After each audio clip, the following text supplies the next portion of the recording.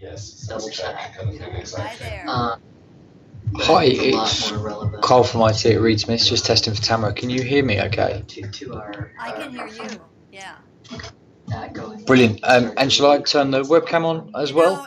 I can't do the webcam because I have to be able to record it, and when I do my call recorder, I can't have my screen open on other stuff. So I can just do audio. That works for her. Okay, and are you only recording audio from Tamara, or are you going to record video as well? I'm just recording. What was the question? Sorry. Are you only going to be recording audio from Tamara, or audio and video from Tamara's side? No, just audio. Okay, that's great. I'll just put us on mute for a minute as she's just finishing a previous meeting. We're glad we've connected okay. Super. Thank you so much. Thank you very much.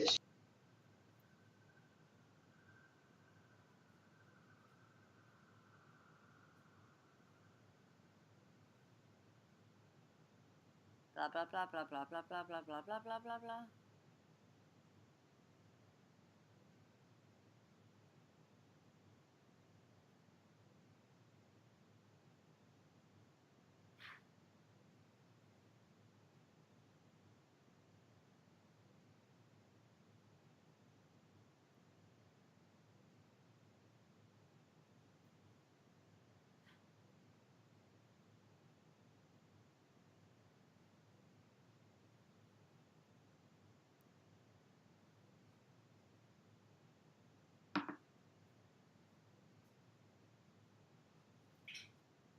Have fun, John. Oh, by the way, why don't you take a ticket with you? No, I know, but I'll be on this call, so I can't talk to you then. Oh, I thought it was at 11. I'm sorry. Oh, I'm sorry. Okay. I'll be well done. Oh, no, no, no. So did you hang out last night in the library and stuff like you thought you would, or the... No, I just got a line. Ah.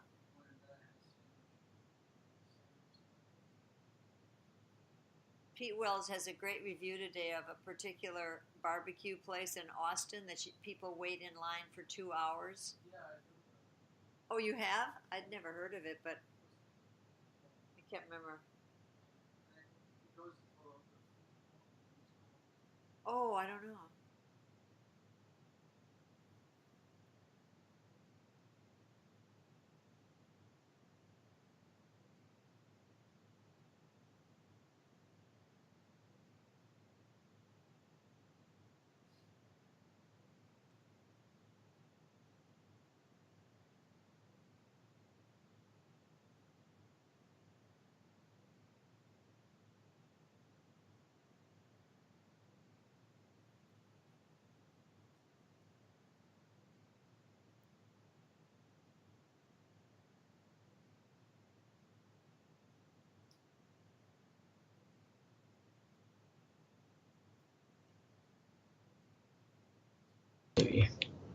Hi, Susan. Hi, there she is. Oh, boy, that's great audio. Is it? Okay, good. Yeah, it's terrific. That's what happens when you do it professionally. I'm impressed. That's great. So you know the drill here. I'm going to ask you some questions, and this thing will be edited in a way that puts sound bites that make sense, that they'll be linked to things that other people are saying as well. So the conversation as we engage in it will not be the way it shows up when the podcast is actually finalized. So you can repeat yourself and do all sorts of stuff, because just know that it'll be edited.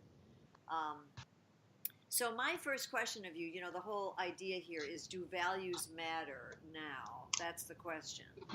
And yes. The first thing to just ask you, though, is how did you come to practice law? Yeah, that's a good question. I'm sure you ask yourself that every once in a while. I do. You're absolutely right. The honest answer is that I think I must have been an argumentative child, because I was told from as early as I can remember, that kind of common phrase, you're going to grow up to be a lawyer. I bet you grow up to be a lawyer. Because I think I was always up for an argument, up for a debate. I've, always had a bit of a contrarian mentality. I often will play devil's advocate, take the other side of a discussion just to get into an argument. And funnily enough, my mother is exactly the same. So you can imagine what our household was like when I was growing up. And so, I'll be honest, I'm not sure I really knew what lawyers actually did until I went to law school. And so, very, very much I sort of always told that's what you were going to be. Sounded good. I was a debater in high school. I loved, anything that got me arguing. But of course, that would suggest I would become a litigator. And yet I figured out right away that, having done an economics degree first, I was definitely not a litigator. I was absolutely a transactional lawyer. I had to persuade the litigators in my first firm that was the case because they stuck me in litigation despite my objections. And I had to sort of work my way out. But it worked. Very cool.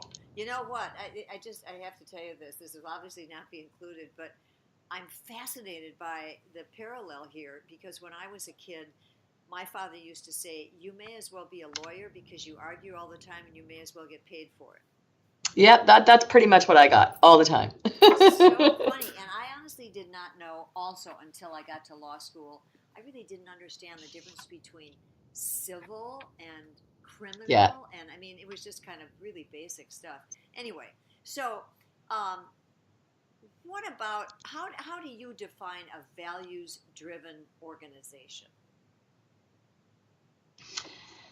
Yeah, it's interesting. I have done a lot of work with an organization here around management, basically. So the CMI, Chartered Management Institute, basically, has done work, and I sat on a parliamentary commission looking at what is good management in Britain. And one of the things we came up with in that work was that a well-managed firm, a firm that really performed well, is one that has a very strong sense of its purpose.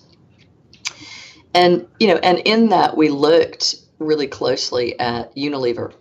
And Unilever and Paul Pullman over there has for some time now led really from the front with the firm's values and created the whole purpose of the organization around those values.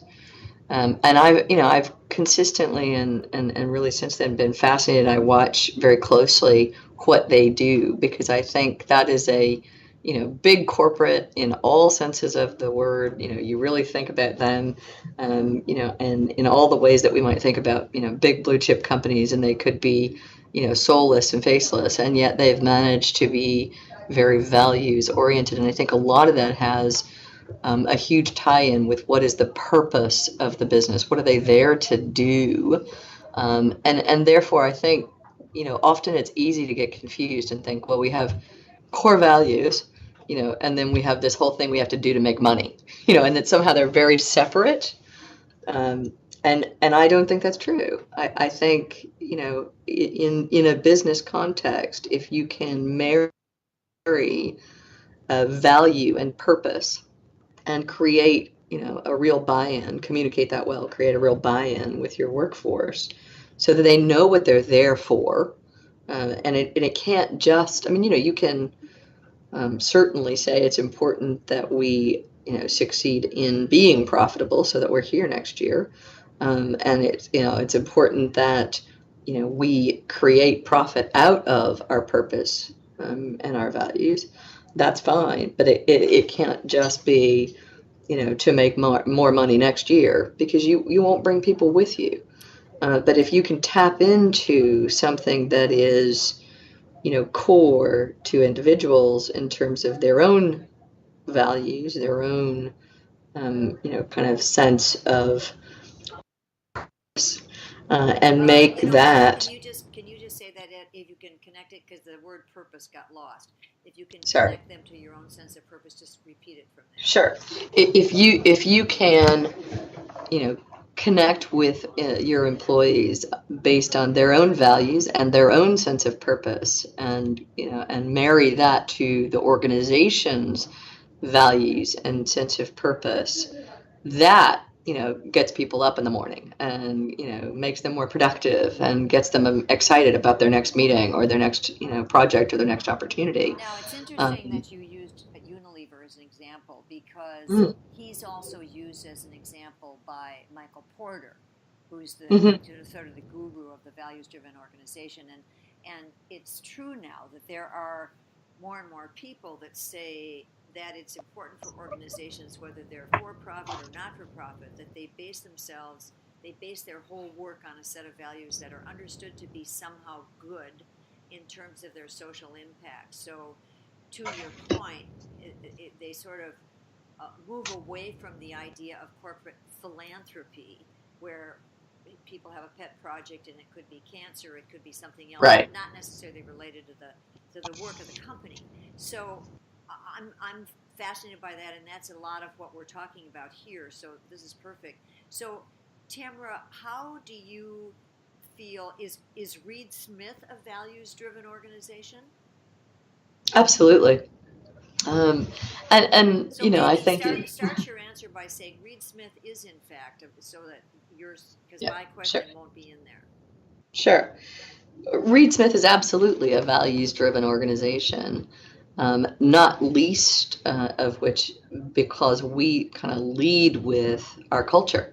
And our culture really is around some of these sort of core values in collaboration, in mutual respect, in trust, and ultimately in bringing all those things to bear for the benefit of our client base. So, those are the values we take into every meeting. Those are the values that we use in every discussion, among ourselves, but also that we share with our clients. We want to create partnership in our client relationships. Every law firm will tell you they're all about client service. Every law firm will, tell you they have values. I think it's really how do you actually make that live and breathe for your workforce that matters. And if you can make, everyday interactions collaborative, if you can make everyday interactions about respect, even in disagreement, if you can make your interactions, all about creating trust, then it's easy to carry those things, to your clients and into your interactions with them. And that, is a value add in effect for our clients. So on It's a not just, so on a sure. real practical basis, I'm recalling now when I practiced law, and it seemed to me that the firm was really built on a sense of scarcity. We were in serious competition with one another when we entered the firm. It Right. was not an organization built on abundance. So, how does that work now? Do people come in? Do the young lawyers come in as a class, and how does the way they work and the way they are treated in terms of their promotion up the ladder that fits into this value set? I don't think the concepts have changed much, and we don't have abundance in the legal profession now. That's for sure. And I think if there's one thing that all law firms agree on, it's that the demand for our services is in fact decreasing, not increasing. So the competitive nature of the legal business remains extremely strong. But you're absolutely right in terms of in the firm. One can create a scenario where you use competition on the inside, or you can create a scenario where you focus all your competitive energy on the outside. And I think, nothing's perfect, but we try really hard to ensure that our competitive energy is focused, on our actual competitors, not on each other. And one of the ways we do that is by recognizing each of us brings value to the table in slightly different ways. So we have, in a kind of credit environment for the things that you do, lots of different ways that one can be credited with the work that we do or that we win. And those, those sort of different ways have different weightings at different points in a career as well. So, everyone can be valued for what they are good at, rather than trying to say, we all have to be the same. Those credits are double counted in that respect, right? So it's not just trying to drive, to drive the single dollar and figure out how do you divide it in multiple ways. It's also saying, we're going to just double count and then work out, how we weight that so as to reward people. But that means that we can drive certain behaviors at different points in career as well. Early stage career, working hard and being busy and always, sort of being available, doing, all the right things when you're needed and when you're asked. That's important. Winning work isn't so much what you focus on at that point. But, building relationships, that matters. Being visible, and, available to our clients when they need us, that matters. As you get, further into your career, being business generators starts to matter more. And, we can weight all of those sorts of ways of looking at our lawyers differently at different stages. And we can, in that respect, kind of allow people to develop at their own pace, right? So- There's no imperative there that you do the same thing. Yeah. So now this whole values driven, let's say we assume that in fact Reed Smith has really figured this out. At least it's on its way to really operating in this fashion, which is a departure from the way law firms are seen to work, and for the most part. Is this a factor that's scrutinized by millennials when they have an option to work at Reed Smith? Do they say, "Oh, you're the guys that are really values driven"? Does this even come up? Is this? I know that for a lot of firms, people say, "What kind of pro bono work do you do? What are you doing outside the firm?" But that's a different thing than what you're describing. It is a very different thing. And I think millennials are, as you'd expect them to be, very complex, and they ask lots of questions. So, there's some other types of values we haven't even touched on that they are very focused on. You're right. They ask about pro bono for sure. We do a lot. We have a kind of responsible business, outlook, and that, encompasses all kinds of things, sort of general CSR, pro bono work, some of our, gender balancing and governance, focus on diversity generally, sort of general D&I. All those are really important things to millennials. They ask the questions about, what percentage of your partners, are female? What is the ethnic makeup of, your firm? How do you treat disabled people? I mean, there's all kinds of questions that come up with those millennials because they actually care about the environment in which they work. So I think, what's fascinating is I don't think it's a tick the box exercise for them in the way that it often was for the generations prior to that. For them, it's about what am I going to come into day in, day out, and, what am I taking away from it? How do I feel about my, working environment? And do I feel that it meets my core values? And, that we've had to really learn. I think our whole business environments had to really learn to adjust to, they don't want pat answers. They want evidence, and they want to see it every day. They are looking for you to show them that you're living those values day in, day out, not just when you throw them on a pro bono matter. Mm-hmm. So now, since you mentioned what's happening out there with companies in general, we know that companies can be profitable even if they're not based on generally recognized social values. So is there any evidence that values-driven businesses, like the Unilever example you gave, is there any evidence that you see working with the many global clients that you have that they are in fact more profitable? Is there a business reason for this focus? Yeah, I mean, it's interesting. I'm not sure, in the way that there's been tons of research demonstrating the business and profitability links with say diversity and gender balance. I'm not sure that there's been quite as much, although I know, the sort of ESG movement for, we do a lot of work with Responsible Investor, has sought to demonstrate that.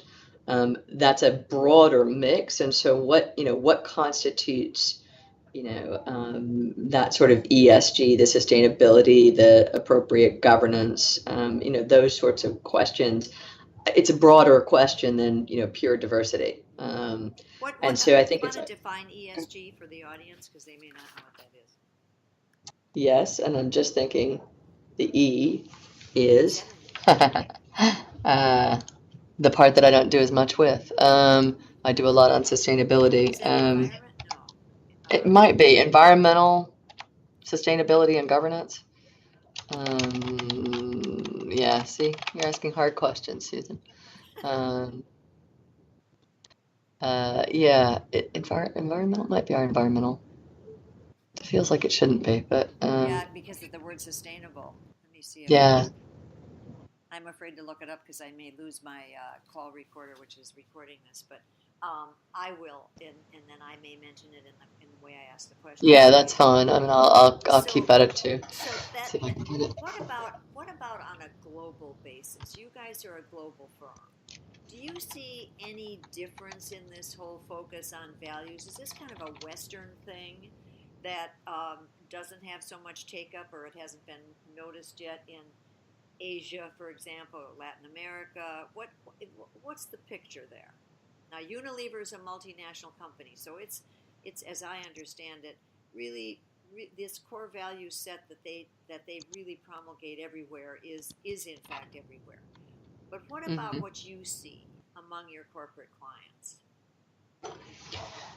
Well, we have a wide mix of clients, so I suppose it's a hard question to answer on any uniform basis. I can really only answer it, in that respect from a global perspective about us. We live our values, and are indeed, we're single partnership in all 26 locations. We function and are governed in exactly the same way. Our all of our incentives work in exactly the same way. So I think we are able to foster those values. Now, that doesn't mean that we don't, take a leaf, I suppose, out of HSBC's book and say, we act global, but we absolutely think local, because you have to, and so we will have, slightly different looking businesses, certainly different orientations. We focus on different of our industry sectors in some of our different offices or jurisdictions, but it wouldn't change, some of the values we live with. It certainly doesn't change how we incentivize or reward our people when they, live those values. So can you tell me about, are there any of your clients that you think have a real focus on this? Any that particularly stand out as values driven, given the basis, the definition that you've given? Yeah. I mean, I think the answer is a lot of our clients certainly are values driven. A number of our large, bank clients, I can think of a couple, Bank of America, for example. They are, very focused on their values. Now, that doesn't mean they're the same values that we have, by any stretch, because they operate a different business, and they aren't, they don't operate like Unilever either. But they can certainly, be a values-driven organization, and you see that in, we work with a lot of banks, for example, and I always say, you can see those organizations have very different personalities, and I tend to think of those personalities, if you will, being driven by their values. They attract different types of people, and therefore they face the market, with a kind of different personality that comes from that. But it doesn't necessarily mean that one can identify exactly what those values are. So this is not included in the audio, but you mentioned Unilever. Is Unilever a client of yours? They're not a significant client of ours. No. I'm still dying to have somebody from Unilever in a senior position. I worked on this with Amanda and said, find me somebody from Unilever, because that would fit so well into Michael Porter, because he uses Yeah. them as an example too. Well, I might be able to help with that, Susan, just because, as I say, we did this, all this work with CMI, and the CEO of CMI is a good friend, and she's really close to Paul Pullman. I think that would So, be huge if you could, because I think it will add to the audience of this thing. They've really gotten a reputation out there for this. no, agreed, and I mean, I think they are, they are a great example. Yeah. What I think would be good is if we could think of a couple of our client base. I think, Walgreens, for example, might be one we could think about. And again, they are a client and Okay, we I know haven't them been well. given that name. I would love it if you've got somebody senior there. That would be great. By the way, I Sure. did talk to this guy at GlaxoSmithKline who's terrific. Um, Great. an Indian guy who's actually there. He's on the corporate counsel team, but that was Okay. good. But it would be great if somebody could really speak to what we just talked about. That guy is more involved in the, working with the social impact stuff that they do. He's not in the business, so it'd be great if Yeah. we could talk to somebody from Walgreens or elsewhere who's in the business and walks and talks this stuff, just like CEO of what's his name, Paul Pullman. Yeah. I had something else to ask you. You guys, when I was talking with Amanda before, you were in the midst of a branding effort that was using the phrase driving progress. Is that still happening, or is that Yeah. okay? So Yeah. Absolutely. where does that stand? We're there with it. Is it It's kind because of rolling I out. don't see it on the website. Am I just missing it? Yeah. No, because our website's just being overhauled completely. Oh, so So, is that thing about relationships going to change? Is this going to be replaced by driving progress?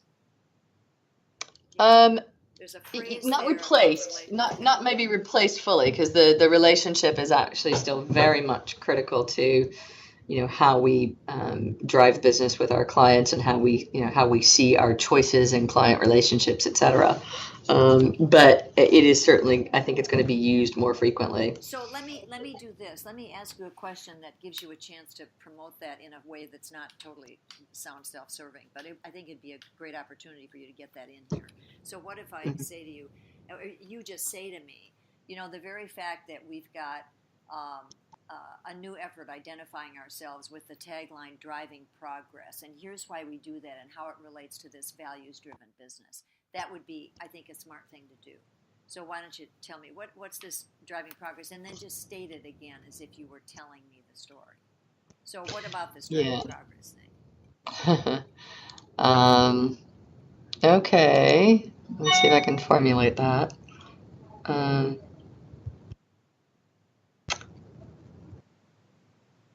You could say something like, we here at Reed Smiths feel so strongly about this values-driven uh, uh, tack that we've taken that we've decided we're going to use the term driving progress because we think there's a relation, it's relevant here, and that's because our kind of progress reflects this, something like that. yeah, I'm not sure there's a nice, easy link there. I mean, it's driving progress through law, or driving progress through partnership, but it's not really, I don't know that it's sort of linked on the values Well, front, maybe the per idea se. is that, in fact, that whole idea of driving progress through law, there's a lot of ways to do that. If behind it is a firm that has really taken to heart in its DNA this issue around values driven, that our view of using the law in a way that becomes part of the value set of a culture, of a society, of a company, is what Mm. we think is important. Something like that. And in fact, what you might do is, if you want to think about it so that you really get a good soundbite in here, you can do that, and we can just do it separately on the phone, because I think that'd be cool if you could. Yeah, let me think about that, because I think we could get a good one, but I need a little. I don't think I'm going to do it off the cuff. Okay, so why don't you think about that? Because I think the rest of this stuff I've pretty much got. Yeah. And then also, if you can find somebody for me from Walgreens, that would be, or somebody, Paul Pullman would be Yeah. amazing. Because it doesn't have to be your client. We've got UBS, and we've got, I forget who else. But Well, UBS is a client, and yeah, that's GSK what is I a meant. client, Yeah, and so you've kind of so covered yeah, but that if you yeah. still want to go for Unilever, because that'd be huge. Anyway, let me know, and I'll leave this open, and then we'll come back and ask that question if you want to. Yeah, let's do that. Okay. I might have a couple more Tidbits. opportunities to see what I can I can do with this. Okay. So I'm still feeling a little bit off the cuff here, but Well, that's kind of good though, because it shows in the language that this is not a canned promotion. So I like that off the cuff stuff, and it'll fit really well. But just see how you want to say that, and if you have anything else to add, let's add it. Just let me know, and I'll tell Laura to leave this open. perfect. Okay, my dear. Thank you very much. Thank you. Thank Okay. you so much. Bye. Goodbye. I'm gonna meet Bree, by the way. I think it's Oh, tomorrow. are you good? Yeah. You'll love Yeah, it was her. supposed to She's- be the day of the snowstorm, and the Yeah. non-blizzard, so she canceled. She's clearly not from Wisconsin, as I am. You wouldn't have canceled until 1 minute before. Yeah, exactly. Anyway, okay, see you later. See you Bye. soon. Bye. Bye.